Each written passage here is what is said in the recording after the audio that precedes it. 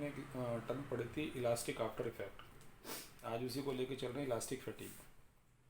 मैंने बताया भी था आपको कि जैसे कोई भी मटेरियल है, अगर उस पर हम लगातार फोर्स लगाते रहें, फिर हटा लें, फिर लगा दें, फिर हटा लें, तो स्ट्रेच होगा, वापस आएगा, स्ट्रेच होगा, वापस आएगा। तो हम देखेंगे आफ्टर लॉन्ग यूज़ जो होगा उसकी स्ट्रेंथ जो होगी वो कम हो जाएगी, वो वीक पड़ जाएगा और ज़्यादा यूज़ करने से वो टूट जाएगा। जैसे एक तार है ना, उसे आप ऐसे मोड़ रहे, ऐसे मोड़ रहे, ऐसे मोड़ रहे, ऐसे मोड़ रहे बार बार, तो आप देखेंगे कुछ थोड़ी देर बाद वो टूट जाएगा। वो यही है कि loss in the strength of elastic body due to alternating strain for long time, elastic fatigue. अब इस पर क्वेश्चन है कि bridges are declare unsafe after long use. अब आप ब्रिजेस की बात सुनो जिस पर ये व्हीकल पास होते हैं। इस ब्रिजेस में आयरन है, कंक्रीट है, सीमेंट है। जब इसके ऊपर से व्हीकल जाता होगा ना तो ये स्ट्रेच होते होंगे, फिर हट जाता होगा, फिर वापस आते होंगे, ऐसे ही होता रहता होगा। तो आफ्टर लॉन्ग यूज़, ये लिखा ना मैंने एक word alternating strain. Alternating strain का मतलब होता है कि कभी ज़्यादा कभी कम, कभी ज़्यादा कभी कम। तो इस पर भी ऐसे ही हो रहा होगा, है ना। तो आफ्टर लॉन्ग यूज़ क्या होगा, ये जो मटेरियल है जिनसे मिलकर वो ब्रिज बना हुआ है उनकी स्ट्रेंथ कम होती होगी, और जब कम होती होगी तो ऐसा भी हो सकता है कि कोई व्हीकल उसके ऊपर से जाए, ब्रिज टूट ही जाए। तो क्या डिक्लेयर हो गया, unsafe due to elastic fatigue. Okay, ये नोट कर लेंगे आप। इसकी applications, how is the elasticity useful to know about the thickness of string use to lift heavy objects. ये जो हैवी ऑब्जेक्ट्स हम उठाते हैं, है ना, स्ट्रिंग के जरिए, जैसे लिफ्ट ही है तो रोप लेते हैं ना, उसको रोप से बांध के रखते हैं, तो कितनी मोटी हमें वो लेनी चाहिए। ये कहते हैं thickness of rope using to lift a heavy object can be found by knowing the elastic limit and its factor of safety.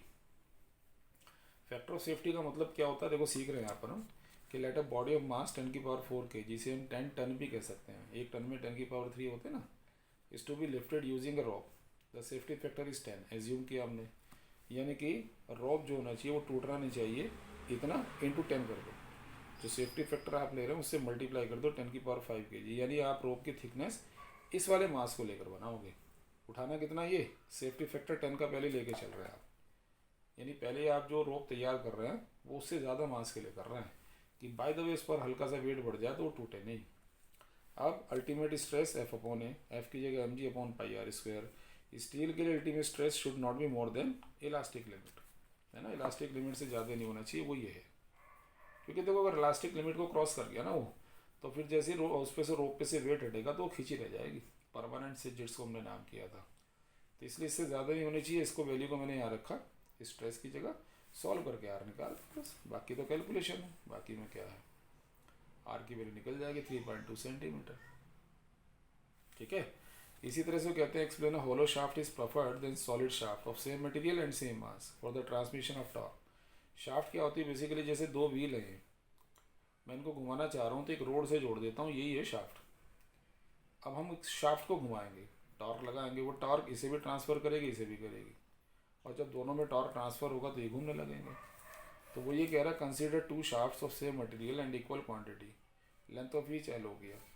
Torque required to produce twisting in solid shaft, इसका फार्मूला ये है, याद करना पड़ेगा।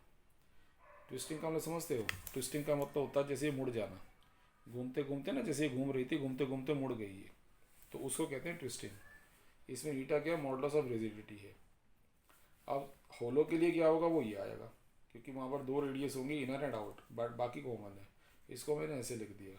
अब दोनों के masses same है, तो volume into density, volume into density, density same रखें क्योंकि मटेरियल सेम है, लेंथ सेम ले ही रहे थे आप, तो ये रिलेशन आ जाएगा r² is equal to this one, और इसकी जगह मैं r² प्लेस कर दूंगा। ठीक है, दिखा रहा हूँ, देखो इसको, ये रखा है,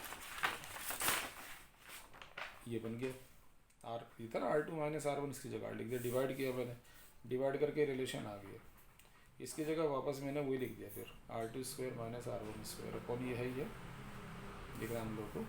अब इन दोनों में हमें मालूम है ऊपर कम है नीचे ज़्यादा है, तो ये रेशो 1 से कम आएगा, और जब 1 से कम आएगा टॉ डैश होगा, tau less than tau dash होगा, यानी torque for twisting in solid shaft is less than होलो।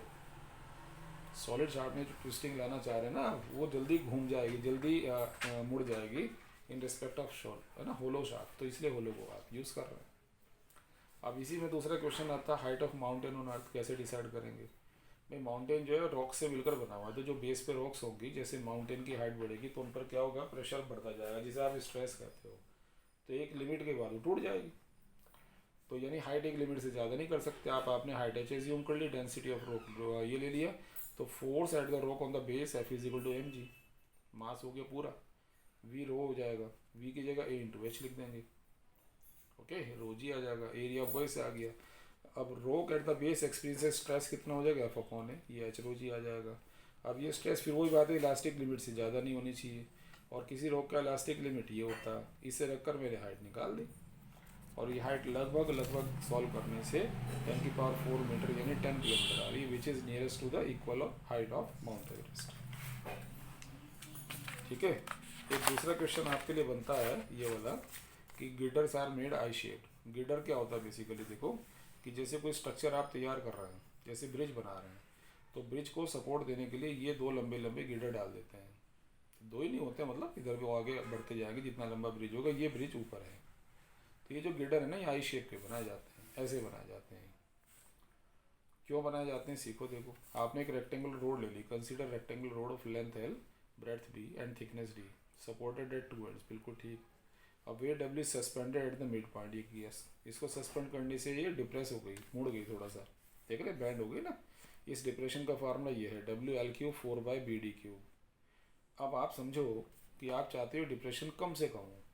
अब इस रोड की जगह आप ब्रिज ले लो, इसके ऊपर से व्हीकल पास हो रहा है, ब्रिज को नीचे सपोर्ट दे रखा आपने इससे, ये जो दोनों गिडर लगे हुए हैं। अब जब इसके ऊपर से व्हीकल पास होगा और ये गिडर बैंड हो गए, तो ऑब्वियसली ब्रिज भी तो बैंड होगा, टूट भी तो सकता है। तो हमारी क्या सोच होगी कि ये डिप्रेशन कम से कम हो, बैंडिंग जो है कम से कम हो।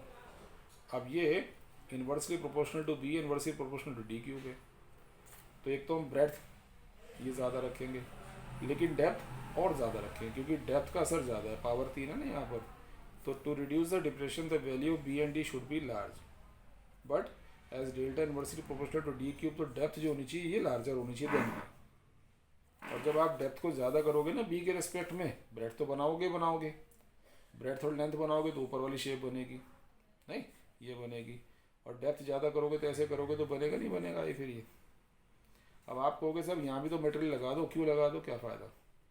यहाँ मटेरियल लगा के just wastage of material and money है, कॉस्टिंग भी तो बढ़ जाएगी, इसकी ज़रूरत नहीं है, तो डेप्थ ज़्यादा करनी है बस, है ना। ये बेस चौड़ा कर दिया, ये चौड़ा कर दिया नीचे वाला, बीच में कोई बात नहीं, ऐसे बना दिया।